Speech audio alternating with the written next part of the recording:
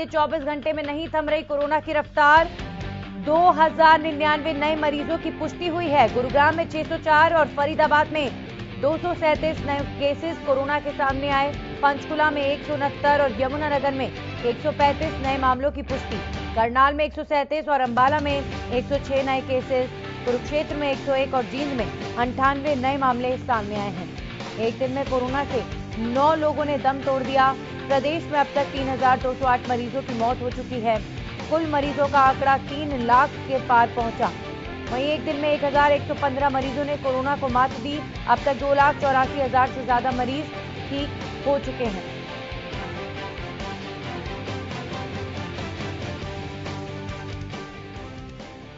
और इस खबर पर हमारे सहयोगी जगदीश प्रजापति जुड़ चुके हैं, सीधा उनका रुख करेंगे।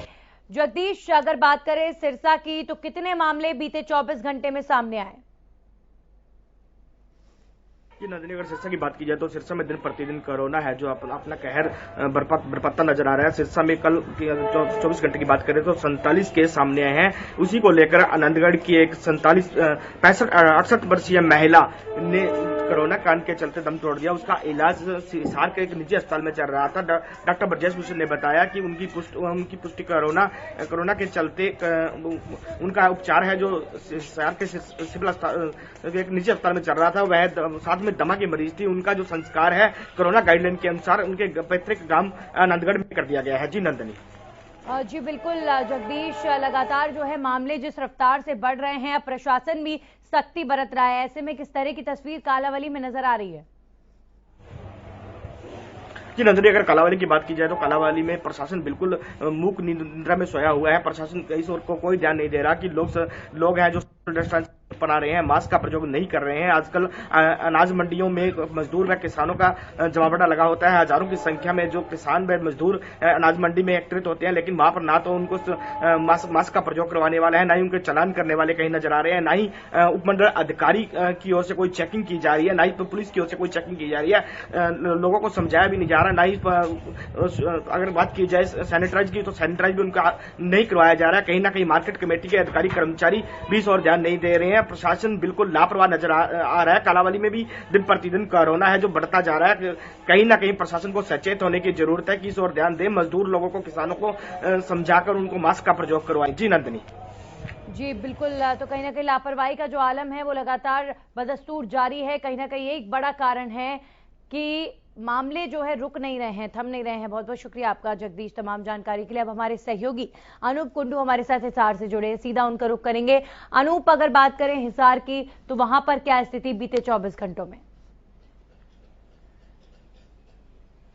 नंदनी जी, हिसार की बात करें तो हिसार में भी मामले लगातार बढ़ रहे हैं। 49 नए मामले सामने आए हैं और इसके साथ ही जो हिसार की उपायुक्त डॉक्टर प्रियंका सोनी, उनकी कार्यालय की तरफ से भी कल एक प्रेस नोट रिलीज किया गया जिसमें उन्होंने लोगों से अपील की है कि जो वैक्सीनेशन का काम चल रहा है 45 साल से ऊपर के जो लोग हैं वो वैक्सीनेशन लगवाएं।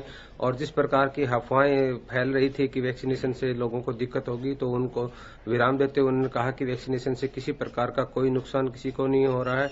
इसके अलावा उन्होंने लोगों से अपील भी की है कि जो लोग घरों से जरूरत ना हो तो वो बाहर ना निकले, और किसी को निकलना भी पड़ता है तो वो मास्क लगाएं और सामाजिक दूरी बनाकर रखें, और जो नियम सरकार और प्रशासन द्वारा मापदंड जो तय किए गए हैं उनका पालन करें। जी बिल्कुल। वहीं प्रशासनिक सख्ती की बात करें अनूप, तो इन गत दिनों में जिस तरीके से मामलों में तेजी आई है, क्या प्रशासन भी उसी तरीके से और ज्यादा सख्त होता हुआ नजर आ रहा है शहर भर में?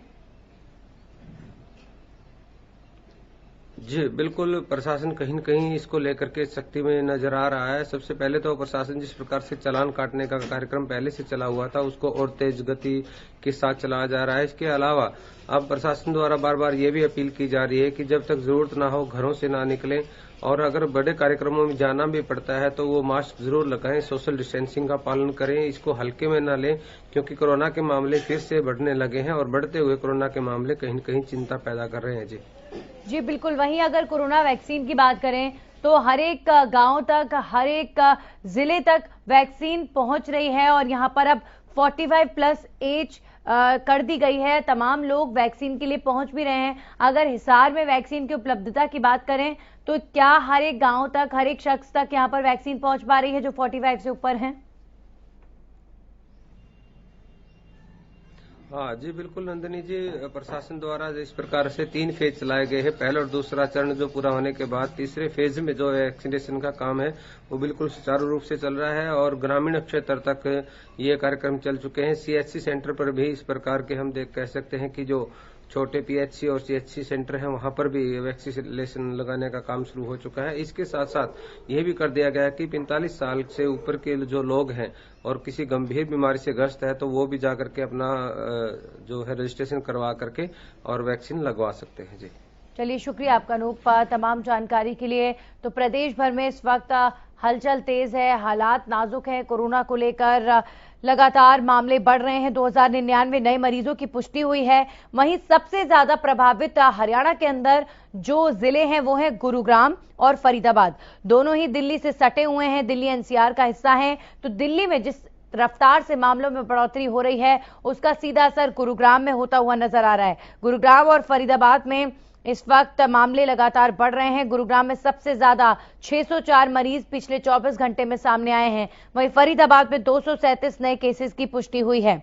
इसके अलावा जो तमाम जिले हैं वहां पर भी हालात नाजुक बने हुए हैं। पंचकुला में 169, यमुनानगर में 135, करनाल में 137। इस तरीके से लगातार जो है तमाम जिलों को आप उठाकर देखें तो सभी जगहों पर कोरोना के पॉजिटिव केसेस सामने आ रहे हैं और रफ्तार जिस तरीके से बनी हुई है कोरोना पॉजिटिव केसेस के आने की, वो रफ्तार बेहद खतरनाक साबित हो रही है। बीते 10 से 15 दिन में कोरोना के केसेस जो है जो पर डे 50,000 आ रहे थे उनकी संख्या अब लाख हो चुकी है। तो ऐसे में जाहिर तौर पर ये चिंता का विषय है और जरूरी है अगर वैक्सीनेशन भी हो गया हो तो मास्क जरूर लगाएं और जो भी नियम कोरोना को लेकर फॉलो करने हैं उनके साथ कोताही ना बरतें, क्योंकि ये कहीं ना कहीं हमारी और आपकी लापरवाही का ही नतीजा है कि आज देश में जब स्थिति थोड़ा कंट्रोल में आ गई थी उसके बाद एक बार फिर से मामले जो है लगातार बढ़ रहे हैं, तेजी के साथ बढ़ रहे हैं। और ये जो नया स्ट्रेन कोरोना का आया है ये पिछले स्ट्रेन से कई गुना ज्यादा खतरनाक माना जा रहा है, क्योंकि जो इसकी स्पीड है बढ़ने की वो बहुत ज्यादा तीव्र है, बहुत ज्यादा तेज है। तो बीते 24 घंटे में हरियाणा में 2099 मरीजों की पुष्टि हुई है और लगातार ये जो आंकड़े हैं ये बढ़ रहे हैं।